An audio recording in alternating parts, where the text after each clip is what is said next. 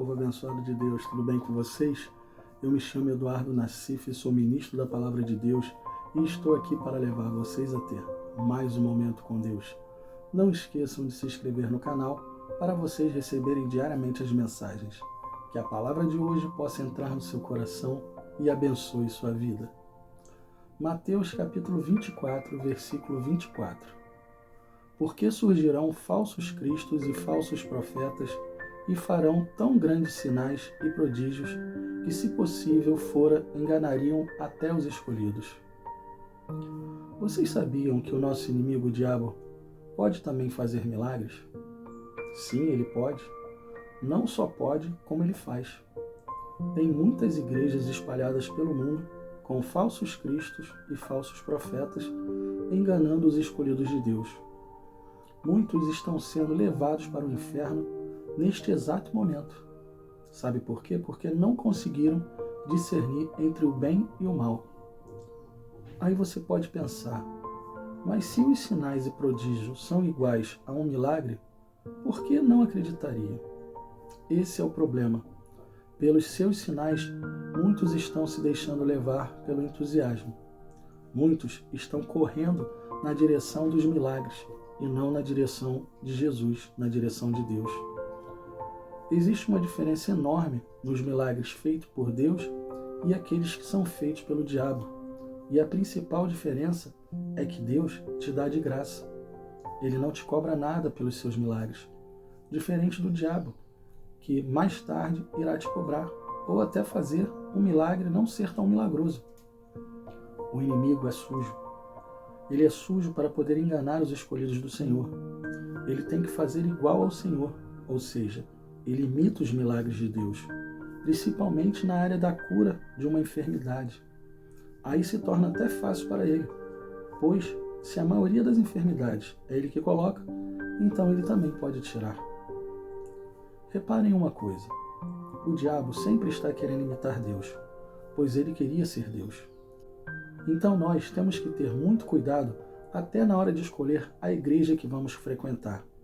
Se você nunca orou a Deus sobre isso, está na hora de você colocar seus joelhos no chão e falar: Senhor, me perdoa por nunca orar para saber se a igreja que eu frequento, que eu estou indo, congregando, é uma igreja certa para mim. Nunca perguntei ao Senhor. Fiz a minha vontade, mas que a partir de agora seja feita a sua e não a minha. Aí você vai orando, vai se envolvendo com Deus e com certeza Ele irá te responder se essa igreja que você frequenta é a igreja certa para você. O importante é ter cuidado com as escolhas, principalmente se falando de igreja. Jesus alertou sobre isso. Ele disse que surgiriam falsos cristos e falsos profetas fazendo sinais e prodígios. Uma igreja lotada, cheia de pessoas que estão procurando uma cura milagrosa, você acha que o diabo não vai tentar se infiltrar ou até mesmo participar dela de alguma forma? Você acha que não vai? Cuidado. Cuidado com as igrejas que tudo parece perfeito demais. Sabemos que Deus é perfeito, mas o homem é falho. E quem faz a obra é o homem. Por isso há erros. Todas as igrejas vão ter problemas. Mas não vá para uma igreja porque ela é muito bonita ou porque acha que ela é perfeita. Você pode quebrar sua cara. Muitos agora podem estar pensando assim: mas se eu estiver em uma igreja em que existe um falso profeta de Deus pregando e estou nela há anos, vou perder minha salvação? Vejam o que Jesus disse, que o diabo enganaria até os escolhidos. Você pode sim estar sendo enganado há muito tempo. O diabo e seus falsos profetas não vão pregar toda a verdade. De alguma forma, ele vai introduzir contextos errados para que você, sem perceber, seja levado a reconhecer algo errado em sua vida. Ouça com atenção o que eu vou falar para vocês. O diabo não quer te levar para o céu. Pelo contrário, ele quer te levar para o inferno. Se uma igreja é liderada por um falso profeta, guiado por ele, pode ter certeza que muita heresia é pregada, sem as pessoas que estão lá perceberem. Eu sempre fui do mesmo ministério desde que eu entrei. Desde que eu entrei para a igreja e me converti há 20 anos atrás. Mais uma vez resolvi visitar uma igreja pois uma amiga falou que estava indo e que gostava muito. Ela me fez o convite e fui até a igreja. Chegando lá, eu orei antes de entrar na igreja. Já achei algo muito estranho no teto da igreja. As colunas de sustentação eram pintadas de preto ou marrom, não lembro, porque já fazem 20 anos quase, mas lembro exatamente do desenho das colunas. Era um tridente. Para quem não sabe, tridente é um tipo de um garfo, que é um símbolo satânico. Achei aquilo estranho, mas orei a Deus e pedi para Ele me mostrar se havia algo errado naquela igreja. Poderia ser coisa da minha cabeça, algum fanatismo da minha cabeça, alguma crendice, mas Deus mostrou que não era. O pregador, homem supostamente de Deus, começou a pregar com palavras bonitas, leu versículos na Bíblia sobre Davi, sobre outros profetas, outros homens de Deus, mas o que me tocou mesmo foi sobre Davi na caverna de Adulão. Não lembro o versículo, mas lembro o que ele falou, que Davi, quando estava naquela caverna, estava brigando com seus monstros. Aí já me ligou um sinal de alerta. Quando ele falou isso, seus monstros, continuando ele disse, nós todos temos um monstro dentro de nós, que às vezes temos que brigar com ele. O monstro do ódio, da mágoa, do rancor, da inimizade, foi falando vários monstros com ele. E na hora eu disse, até alto na igreja, todos me olharam, está amarrado em nome de Jesus. Eu tenho o Espírito Santo habitando em mim e não um monstro. Todo mundo me olhou. E a menina que me fez o convite não sabia onde enfiar a cara e me disse, que isso, Eduardo? Aí eu falei para ela, eu sei o que eu estou falando. Eu tenho o Espírito Santo habitando em mim, eu não tenho um monstro habitando em mim. Aí vocês podem pensar, isso é fanatismo. Ele pode ter falado isso de forma pejorativa ou somente querendo dar um exemplo. Sim, poderia até ser, mas é desta forma que o diabo engana as pessoas. Ele lança coisas no meio de uma pregação que as pessoas vão achar isso, que vão achar que é uma coisa pejorativa, só um exemplo. Mas ele não parou por aí.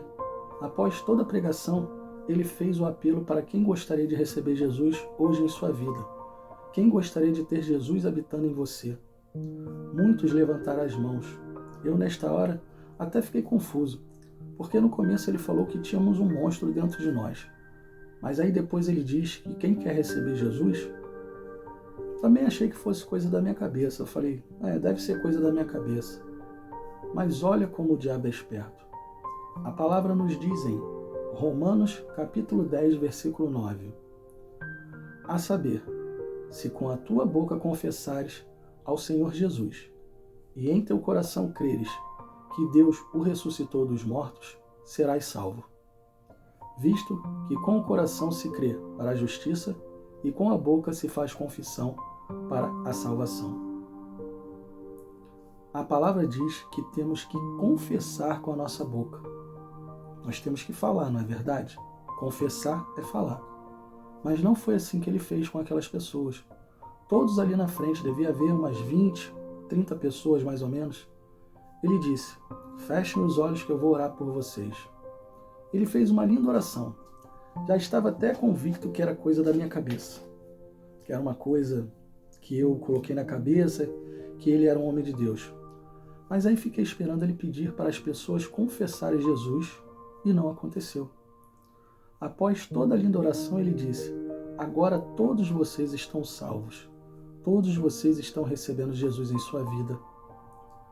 Aí pediu para o povo aplaudir Jesus e para as outras pessoas irem dar um abraço neles. Ele nem pediu, após a oração, para aquelas pessoas falarem amém. Amém significa assim seja, concordância com aquilo que foi falado. Nem isso ele fez. Falei para a menina, ninguém aqui foi salvo. Ela não entendeu e eu expliquei. Ela falou, mas comigo foi igual. Falei para ela, confesse com a sua boca, assim você será salva. Jesus falou dos falsos profetas, cuidado. Se você não confessou Jesus, precisa confessar. Ninguém pode salvar ninguém. A salvação é individual.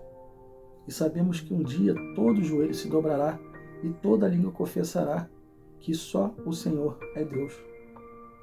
Mas esse dia será dia de julgamento, não será dia de arrependimento.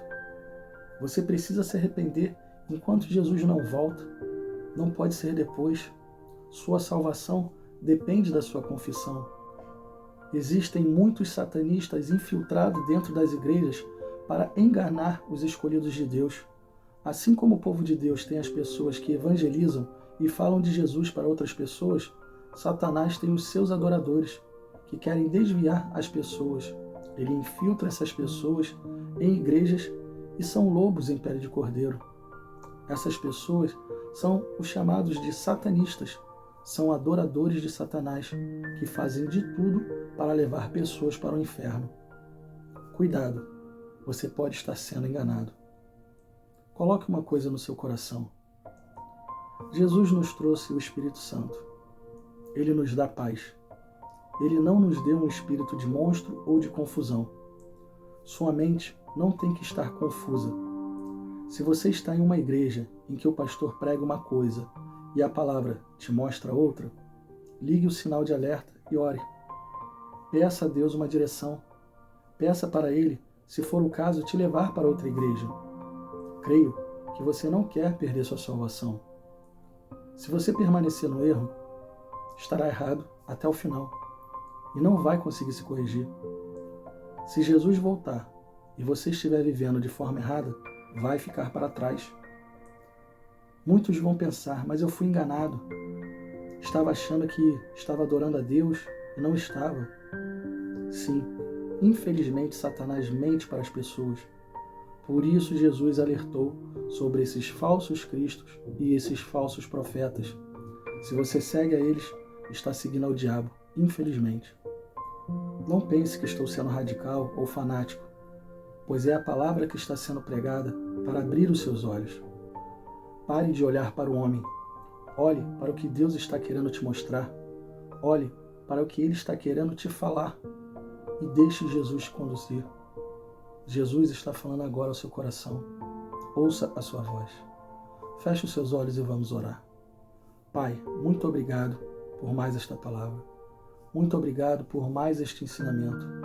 O Senhor nos mostrou hoje que existem falsos cristos e falsos profetas infiltrados dentro das igrejas para poder enganar seus escolhidos.